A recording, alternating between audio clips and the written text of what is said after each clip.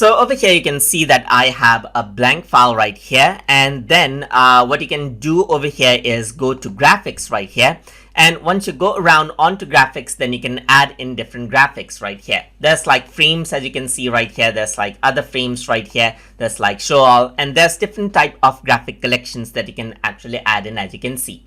If I were to go and click on this, then it actually downloads out a content right here, and then it loads out right here. And this graphics is a photo frame, so you can go around and click right here to select out a picture of your choice. I'm just going to go around onto one of my drives right here, just like this, and let me just go to images and select out an image of my choice, and then the image it is added over here, as you can see. So those are the graphics right here. And if you have made some custom frames, then you can also go around onto, let's say, my frames and see it right here.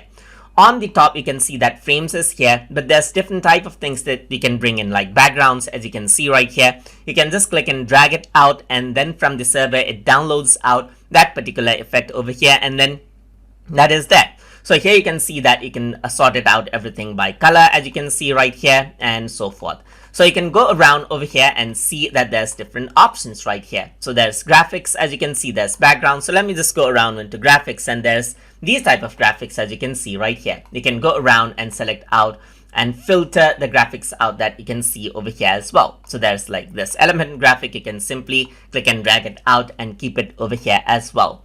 There's different things over here, so that's graphics, and you can also bring in different type of shapes right here. So let's say flower shapes right here, and these are similar to graphics right here, but they are under the shape category right here.